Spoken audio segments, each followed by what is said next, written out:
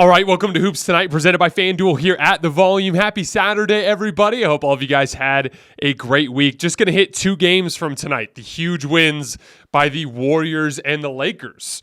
The Lakers, who are now a 500 basketball team, believe it or not. For those of you guys looking for some stuff around the rest of the league, yesterday with Carson, we did 53 minutes on 5 big questions around the league. We spent the first half hour or so discussing the top 6 teams in the Eastern Conference from a bunch of different perspectives. We also spent some time talking about that ridiculous LeBron James fear narrative. You guys can find that on the YouTube channel's feed. You guys know the drill. Before we get started, subscribe to the Volume's YouTube channel so you don't miss any more of our videos. Follow me on Twitter at _JasonLT so you guys don't miss any show announcements. And if for whatever reason you guys miss one of these shows and you can't get back over to YouTube to finish, don't forget you can find them wherever you get your podcasts under Hoops Tonight. Last but not least, you guys have heard me talk about Game Time, the fastest growing ticketing app in the U.S. If you're looking to get out to an NBA game, a college basketball game, an NHL game, a baseball game, a concert, or a comedy show, Game Time has amazing last-minute deals on tickets to all of these. So if you're trying to get out to an NBA playoff game, Game Time has you covered. If you're trying to get out to see John Mayer and his final tour with Dead & Company, Game Time has you covered.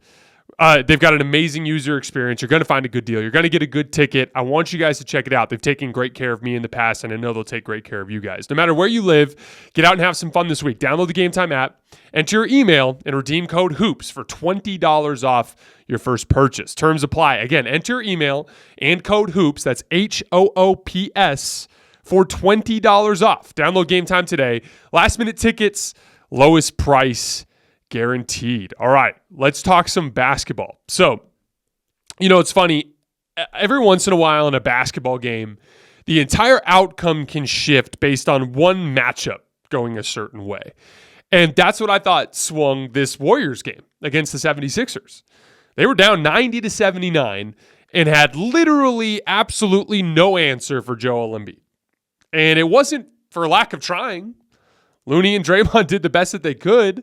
But Joel Embiid is on a wrecking ball tour and has been on this tour for months now, trying to prove to everybody he's the best player in the world. And he's playing like it. Again, I'm not personally going to recognize that until it takes place in the postseason. But if he plays anything like this in the postseason, it's going to be a problem. And pretty soon he might end up being recognized that way. But the Warriors needed something to give them the push they needed to get to the end of the game to where Steph Curry can close the deal, which he has been doing very well as of late. And in this particular case, it was a combination of Jordan Poole and his ridiculous ability to drive to the basket, his dribble penetration, in combination with having his three-point shot going. This from 90-79 to when they took the lead in the late fourth quarter, Jordan Poole sprung most of that run. He had 19 points in the quarter. Nobody from Philadelphia could keep him in front. It started with a pull-up three. It's kind of in transition. Wasn't really a good shot. It was early in the clock. Draymond comes up and sets a screen. He comes off. Paul Reed's there. He's up with his hand up. But Jordan Poole just rises up and knocks down the three. And one of the concepts I want to spend a good amount of time talking about today is what it means to split a ball screen. So I've talked a lot about in switching defenses about how difficult it is when you switch onto a defender to be or to an offensive player to be ready for what comes next, because your mental focus is on the guy you were guarding, and now you're guarding someone else. And it's just a really quick transition, and it's tough to make those transitions smoothly. And so if you think about what it means to split a pick and roll, so if the screen defender, the guy guarding the guy who's setting the ball screen, wants to take away your pull-up three, and you're coming off that screen hard and your defender is trapped behind you, there's airspace there. The only way to close that airspace is to get out to above the level of the screen to contest that three. But what is that? That's effectively a closeout. What do I talk about all the time on the show? Advantage creation. If you can create that initial advantage, you give your lesser offensive players a player closing out at them, as opposed to a static defender, they've got a chance to beat them. And Jordan Poole, even in a static situation, is extremely difficult to keep in front. And I think he had at least 3 pick and roll splits down the stretch of the fourth quarter, if not more. Right after that pull-up three, same type of ball screen, Paul Reed comes way out, and Jordan Poole splits it. Just pushes the ball out in front. It's effectively like a crossover on the closeout, and goes up and dunks it with 2 hands. Then Joel Embiid checks into the game. And Jordan Poole runs a ball screen with Jonathan Kuminga, a variation of Spain pick and roll. Joel Embiid is sitting in drop coverage. He comes up a little bit higher to get ready for that Jordan Poole pull up. But as Jordan Poole's coming downhill on the screen, Steph Curry comes up and sets a back screen on Joel Embiid. Again, we talk about the Spain pick and roll. The shooter doesn't necessarily just have to relocate to the top of the key. He can also screen the screen defender. Again, Spain pick and roll is any pick and roll where you have a shooter underneath the basket that relocates to the top of the key. But he's not relocating just to shoot. If he has an opportunity to run into that screen defender, he can create an opening. He hits Embiid, Poole comes off clean, and makes a nice, easy floater off the glass. Then on the next bucket that Jordan Poole gets, he kind of comes flying off of an off-ball action along the right side of the floor, and Tyrese Maxey comes up too close on a catch and shoot and fouls him on a 3-shot foul. And he had made 5 threes so far in that game. Again, a lot of foul drawing is getting defenders out of position. A lot of getting defenders out of position is having them panic chasing you because they're scared you're going to shoot. And the only way you're going to get that is if you demonstrate the ability to make that shot. I talked about this a lot with Austin Reeves over the last couple of days. Everyone's like, oh, foul grifting, foul grifting. Yeah, there's a certain amount of that going on. But a lot of it is Austin Reeves is a 50, 40, 90 guy. The shots he takes go in. So defenders are panic chasing him when he finds those little openings. So when he pump fakes, people go for it every time. You're going to draw that foul as Jordan Poole when you've made 5 threes in a way that you won't be able to when you haven't. You demonstrate the ability to knock the shot down. You generate the panic in the defensive player, draws the foul, gets to the foul line. Then he starts just relentlessly attacking Georges Niang. Again, it's still a ball screen. It's a guard-guard screen, most often going to end in a switch, but it is still a ball screen. Georges Niang, same type of thing. He's got to be out there quickly on the screen to take away that pull-up 3 because Jordan Poole's got the 3-point shot going. He kept beating him with that quick left-to-right cross to split that ball screen to get downhill. On the first one, he splits and he drops it off to Kevon Looney because Joel Embiid steps up and contains Jordan Poole at the basket. Drops it off to Kevon Looney. Then Jordan Poole does what every Warriors guard does that he learned from Steph Curry and Klay Thompson. After he makes the pass, he sprints to the right corner. And when he does, Tobias Harris, who's guarding Klay Thompson, has to abandon Klay Thompson to close out to Jordan Poole in the corner. Kevon Looney catches, Embiid and Niang come to him, and he spots Klay Thompson wide open on the right wing, knocks down the first of the 2 huge threes that he hit in the late fourth quarter of this game. Then the next possession, Jordan Poole just beats Tyrese Maxey in semi-transition. Like Philly's not really set, just does a hard dribble move to the basket. Joel Embiid comes flying over to try to block the shot. Again, what we talk about with rim pressure, one of the many benefits is occupying the rim protector. When you occupy the rim protector, what's the fallout from that? The guy that the rim protector is guarding is available for an offensive rebound. Jordan Poole misses the layup, but Joel Embiid sold out for this one. Actually ran into Jordan. I think they both fell over, if I remember correctly. And there's Kevon Looney for the easy putback. And then what was crazy is on the following possession, he in pick and roll got downhill and Embiid was there waiting for him and he just challenged him right at the rim and made it.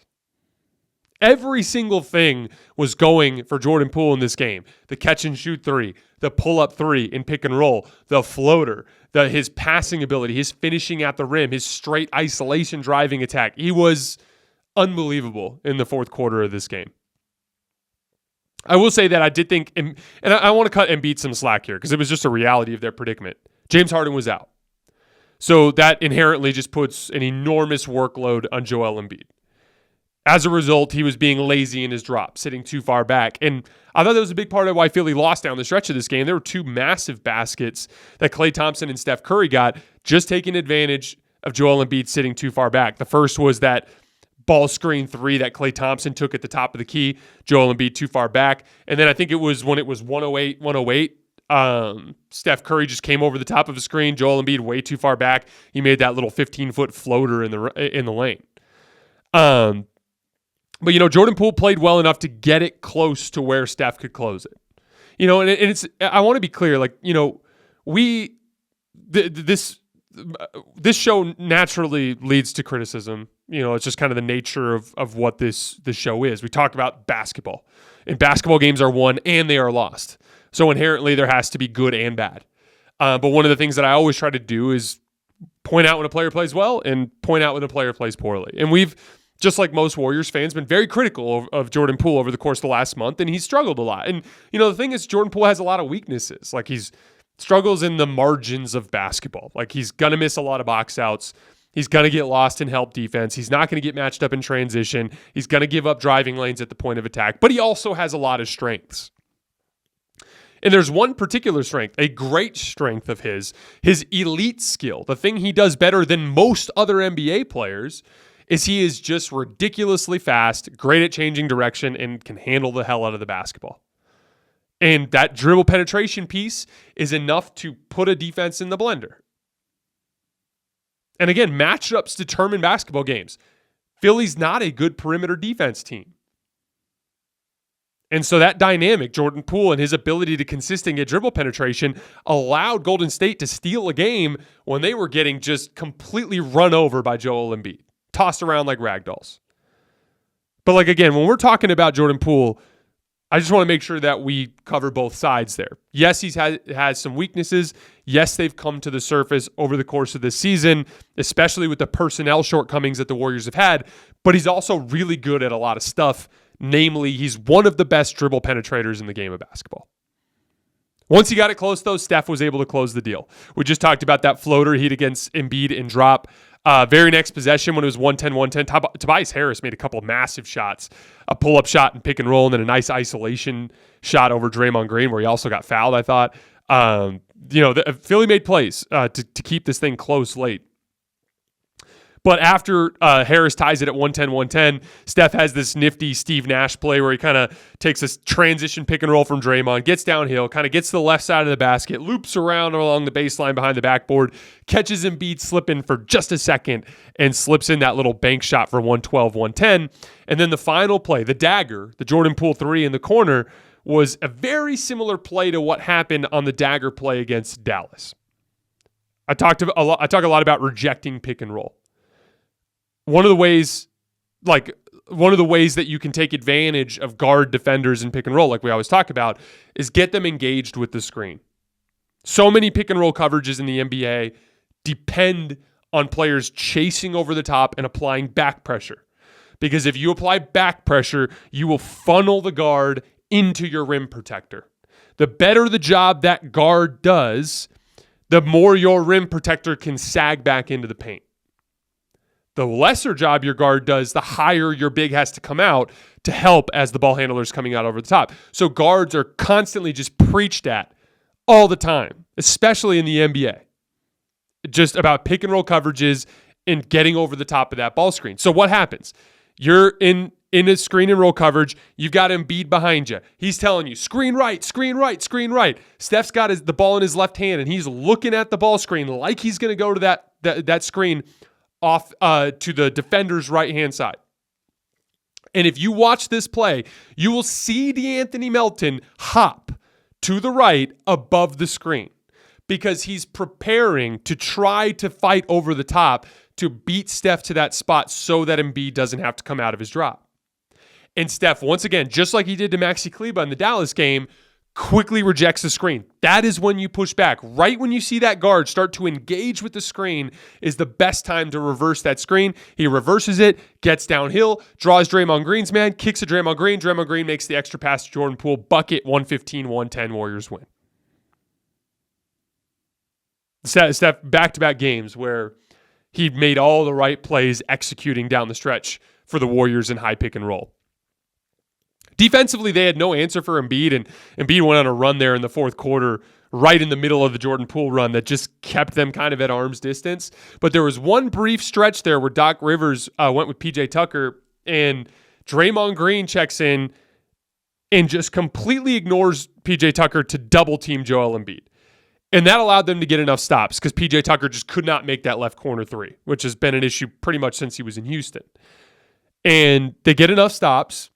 And then when Doc Rivers adjusted and went away from PJ Tucker Embiid actually missed his last 2 pull-up jump shots. One of them was over a double team, but another one was a pretty decent look. So you took him out of his rhythm by doubling the ball away from him, and then he finally missed a couple of shots. That's why I always get on this with like Steve Kerr and Eric Spoelstra about mixing up coverages. Like everything with basketball players is about rhythm and flow, and anything you can do to disrupt that flow gives you a better chance to win. Throw in a zone defense look every once in a while. That'll throw off someone's rhythm.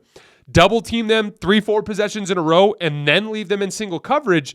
They'll be like confused that the double's not there, and then they'll look to go to work, but then they haven't shot in a while, so their rhythm is a little bit off. You get a couple of misses. That was enough. They were aggressively just completely ignoring PJ Tucker and hard doubling Joel Embiid, and then Joel Embiid couldn't make the shots down the stretch of the game. Really just all classic Golden State execution down the stretch of that game. The 3 Warriors guards combined for 83 points. One last Warrior I wanted to shout out before we move on. Moses Moody. I thought he had a really impressive fourth quarter shift. And it started with a really impressive corner 3. I say really impressive. Just stepped up and knocked down an important corner 3 on that classic Warriors action. Steph Curry, like the Sixers bench unit, the beginning of the fourth quarter was blitzing the Steph Curry pick and rolls. Classic Warriors response to that is have Draymond set the ball screen, blitz Steph. Steph throws that little loopy little drop pass to the roll man. Draymond Green gets downhill, engages the defender out of the weak side corner, kick pass to the corner. That was, Moses Moody made a shot off of that, but I was really impressed with him defensively. I thought he was making all the right rotations, getting to the right spots. He had a play where he stonewalled DeAnthony Melton at the rim with verticality, like made a rotation, got outside the charge circle, jumped as high as he could with his arms straight up, got a stop. It was an impressive shift. I think he was +6 in that shift, if I remember correctly. It spanned the end of the third and early fourth, if I remember correctly. Really nice win for the Warriors. That's a third in a row. They are now 1 loss back of the 4 seed, thanks to Phoenix dropping some games. And they're heading into an easy stretch of their schedule. These are the 3 games that I talked about when we went over their schedule earlier this week. They are home for the Timberwolves, Pelicans, and Spurs. They will be favored in all 3. They'll be tough. The Timberwolves are on I believe, a 2-game winning streak, and the Pelicans are on a 3-game winning streak. So they're not going to be easy games, but those are games at home that the Warriors are capable of winning if they bring the requisite urgency, even without Andrew Wiggins. If they win all 3 of those games, I believe they will be the 4 seed when this is all said and done. And Gary Payton is expected back in their next game. The biggest question looking forward for the Warriors is, can Jonathan Kuminga and Gary Payton bring you enough to replace what Andrew Wiggins brings to the table? And I mean, not to get all negative here, but like, it's going to be challenging to determine what Golden State's capable of in a playoff run without Andrew Wiggins, because simply put, I thought he was their second best player in last year's playoff run. And a huge reason why they won the trophy was the individual defensive job he did on Luka Doncic and Jason Tatum, as well as him being good for 18 points a night or whatever it was he was in the playoffs. So, I mean, Kuminga's been pretty good. He had a rough shooting night tonight, but he's been pretty good as of late. If he can slide into that, and if that role and play well, they have a chance, but it is definitely going to be difficult without Andrew Wiggins. And hopefully this winning streak can provide them enough push to maybe convince him to come back. Last note on the Sixers before we move on. It was no James Harden, so you don't want to think too much about it, and that obviously affected them offensively down the stretch of this game when they were doubling Joel Embiid. It just hurts them in their race against Boston. They're now 1 loss back of that 2nd seed, and Boston has the tiebreaker. So that puts them in a tough spot. And the problem is if you end up in 3, there's a pretty decent chance that you end up playing Miami in the first round. And, you know, obviously looking at this season, it's really easy to be like, oh, well, Philly's better, they'll beat them, right? But Miami beat Philly pretty handily last year. Mind you, Embiid was dealing with that orbital bone fracture. But that's definitely not an easy matchup. And the one way that loss particularly hurts is you avoid Miami entirely if you can get that 2 seed and end up in a better position from a playoff standpoint. But I continue to be completely blown away by how well Joel Embiid's been playing. All right, let's move on to Thunder Lakers. Lakers win 116-111. Another monster night from Anthony Davis. He had 37 and 14. Dennis Schroeder had 13 points in the fourth quarter. There was a really interesting game plan dynamic going on with both teams, and I thought it backfired for both teams, ironically. The Thunder were, when Anthony Davis was on the floor, they were running a drop coverage and they were prioritizing the roll man. So, the defender that was chasing over the top of the screen would kind of like grab AD and slow down his roll. And then the dude who's guarding and drop is kind of like handling AD as he's rolling to the basket. So the guards coming over the top were the ones that had the openings there. And that was a big part of how Dennis Schroeder impacted the game in the fourth quarter, especially down the stretch when AD was out there. He made a couple of massive pull-up jump shots in that like semicircle area there, 10 to 15 feet away from the rim. But early in the fourth quarter, when Anthony Davis was off the floor, one of the things that the Thunder was doing when Wenyen Gabriel was out there is they were just switching everything. So the Lakers were running their interchanges and not gaining any advantage because, Dennis Schroeder's got a little bit of ISO ability. Austin's got a little bit of ISO ability. But those guys are all typically pick and roll guys. Like, they're at their best when they can get downhill and make reads. And so switching kind of negates that to a certain extent. And Dennis Schroeder made 3 plays there in the early fourth quarter against Oklahoma City, switching, just willing the ball into the basket. He hit a 3, he had a driving layup. There was one, his third bucket that he had there to start the fourth quarter, where he just forced, I think he was being guarded by Lou Dort, if I remember correctly, but I'm not 100% certain. Beats him to the right, is contained, is sidling alongside of him and just throws up like a scoop shot with his right hand that he shot from 4 feet off the ground that somehow went in, literally just wheeling the ball into the basket.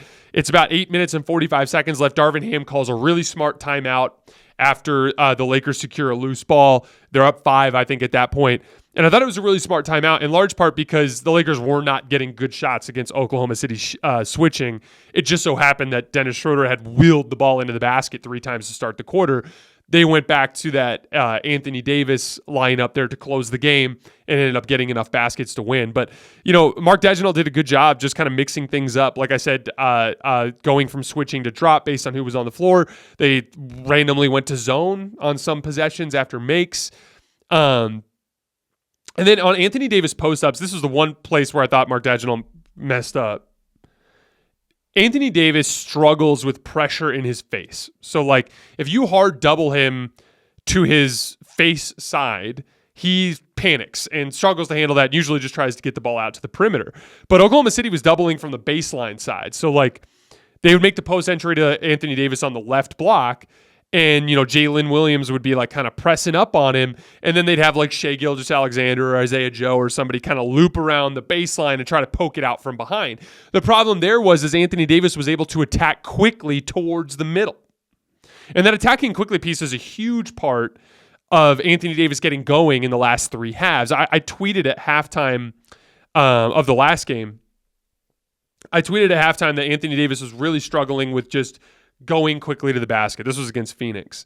And if you remember correctly, he had a really bad first half against Phoenix. I think he had 7 points and 7 rebounds or something. I can't remember exactly. But he dominated, had 20-something in the first half or second half against Phoenix. And then he ended up with, 37 and 14 tonight. And one of the things he did, I tweeted this out at halftime of that game, is I want to see Anthony Davis go quickly. And we kind of broke down the benefits of that in that show. Basically just going quickly before the defense can really get set to double team you. You're going to go into traffic. You're going to have some turnovers. You're going to have some offensive fouls. Some things are going to go poorly. But in the aggregate, with all of the rim pressure and the shots you're going to get and the fouls you're going to draw, it's actually a huge benefit. And it neutralizes the double team, which is the most important part. Giannis is one of the best players in the league at this particular thing. But ever since that first half against Phoenix, Anthony Davis has been amazing. He's averaging damn near 20 points a half since that specific adjustment that he made. And if you watch, just go to NBA.com and click on the box scores and all the blue numbers where you can click and see the videos. Watch Anthony Davis's field goal attempts from the second half of the Suns game on versus the first half of the Suns game, and you will see a massive difference in his touches with how quickly he goes to attack versus standing and holding and surveying and waiting for that double team to come. But I did think it was a tactical mistake for Mark Daigneault to double along the baseline side because I thought it allowed Anthony Davis to get comfortable in a way that he doesn't when teams are more aggressive double teaming him in his face. Then on the other end of the floor, the Lakers had a similar game plan that backfired. They were completely sagging off of Jalen Williams and Lou Dort, just ignoring them and giving them wide open catch and shoot threes. In large part to keep Anthony Davis in the paint, right? Like Anthony Davis is guarding Jalen Williams, keep him in the paint. It allows you to contain one of the best basket attackers in the game in Shai Gilgeous-Alexander, and that was a big part of why they succeeded in slowing down Shai Gilgeous-Alexander. The downside is the Thunder had an outstanding three-point shooting game, and those two guys, Lou Dort and Jalen Williams, went 6 for 13 from three. And those same two guys went 2 for 8 from three against the Clippers the night before. So some of that is like bad luck, but it's the reality of professional basketball players. Like if you leave professional basketball players wide open, even the ones that struggle, they're going to have nights where they go in because they're working on it too hard. You know, like you can bet your ass that Lou Dort and Jalen Williams at every Thunder practice are sticking around after and making 100 threes. You know, like those guys are putting in the work in preparation for those particular types of shots, and they have the ability to knock them down. But I thought Jared Vanderbilt did an outstanding job on Shai Gilgeous-Alexander. Once again, every defensive assignment, with exception of Julius Randle, which was, I thought, whistle-related, I thought Jared Vanderbilt's handled every defensive assignment extremely well. Now, he did. It was a team effort. You had Anthony Davis kind of basically just zoning up underneath the basket, which allowed Jared Vanderbilt to apply more ball pressure. But I thought the big part of how Jared Vanderbilt succeeded was contesting those long twos. One of Shai's favorite things to do is kind of hesitate, get the ball into his left hand, and take 2 hard dribbles down to like the semicircle and push you off and take that little short 10, 12-foot jump shot. But Jared Vanderbilt actually does a really nice job contesting that shot. And, you know, the final 2 shots that Shai took in this game, one where he did a blatant push-off with his right hand. Jared was upset. He thought he should have got a push-off foul. But he perfectly contested it. Shai just made it. You live with the result. Later on, in a key defensive possession later in the fourth quarter, Shai took a step-back 3, and Jared timed it even a little better and was damn near high-fiving him on his release and got a stop. It's like Jared Vanderbilt has been so considered a big man on offense because of his inability to shoot that a lot of people don't really think of him as a traditional wing. But in terms of his actual mobility, like he's a 6'9" player with long arms, with very quick feet, who's strong but light on his feet, that can move well. That's your textbook wing defender, and he's been handling every single assignment thrown his way 5 stars. Held Shai to 9 for 22 from the field in this game. And I thought he got a rough whistle. Although not as bad as the Julius Randle one from last week. Lonnie Walker, 20 points and 4 threes. Outstanding rim pressure. He's one of the best things he's done all year, is just, especially in pick and roll, is he just gets downhill, which engages help defenders, and good things happen there. You know, Darvin Ham commented after the game. I was finishing my notes, and I have the League Pass feed up, and Darvin Ham's presser came on. And he talked about how it was just such a professional way to handle that situation for Lonnie Walker. And it's true, because if you really look at it, if you look at the situation, the Laker guard situation has been a crowded mess all year. And it's like, yeah, you sent out Russell Westbrook and you sent out Patrick Beverley, but you brought back Malik Beasley and D'Angelo Russell, 2 guys that started at one point together. And Austin Reeves just was playing really, really well and deserved more minutes. And Darvin said, like, you know, sometimes you do everything right and you lose your minutes even though it's not your fault. And that's what happened to Lonnie. But, like, what does being a professional mean? Do you sulk or do you stay ready? And Lonnie clearly has been working his ass off, staying ready behind the scenes to be ready in case this happened. And D'Angelo Russell, for whatever reason, has been taking a lot of games off for the Lakers with minor injuries, and so opportunity's been there. And Lonnie stepped in, and they don't win this game without Lonnie. Plain and simple, they do not beat the Thunder unless Lonnie comes in and brings the effort that he brings. The Lakers are now 11-6 post-trade deadline. That is the 6th best record in the league over that span. LeBron has played in just 3 of those 17 games. And they toasted off the Mavs game with a 4-point lead late because of 2 defensive mistakes from Anthony Davis. I think it was actually a 5-point lead late. And you took a DNP rest loss to Houston, giving up 70-something points in the paint because Anthony Davis didn't play. So they're 11-6, basically without LeBron. And they'd be 13-4 if not for a catastrophic couple of mistakes from AD in a game he probably could have played in if he had the permission of the medical staff. They're a good team. They have the second best defense in the league over that span, just a 1/10 of a point per 100 possessions behind the Milwaukee Bucks. And they are now 500 and tied for the 7th seed in the Western Conference. And I think the 7th seed should be the absolute minimum goal for the Lakers. It's going to be hard for them to get up above that. I know they're only one loss back from Golden State, but like Golden State's heading into an easier stretch of their schedule. The Suns are getting Kevin Durant back. I think the Clippers, if I'm not mistaken, are going into a little bit of an easier stretch of their schedule too. I'll have to look. But like, yeah, they've got a chance to get 6, and they should shoot for that, obviously. But, you know, getting that 7 seed, I think, is the most important, because then you're home for that play-in game. And if you win, you'll get to play most likely Memphis in the first round, a matchup that I really like for the Lakers because of their interior defense against Ja Morant. So that 7 seed has got to be their target. It's not going to be easy. They have the 5 of their final 8 games are on the road. And the thing is like you look at the schedule and you go, oh, some of these games are easy. Like they're playing a home and home against Chicago starting Sunday and Tuesday, I believe. And here's the thing, like Chicago's, yeah, they're below 500. They're not a bad team. They got really good players.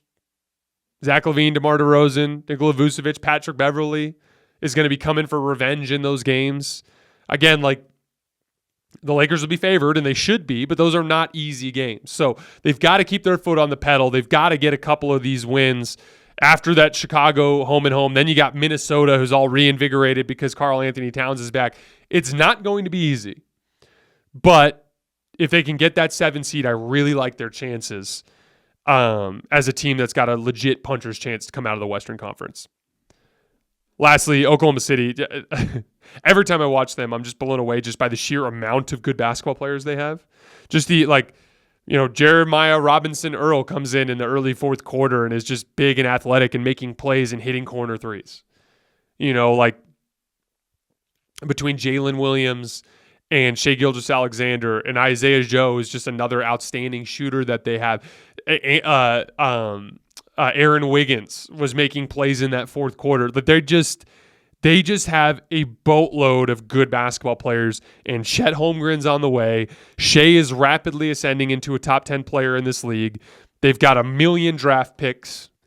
That they are just in outstanding position to take a leap next year. And they are every bit as scary in terms of a future ceiling as the Thunder of a decade ago, in my opinion.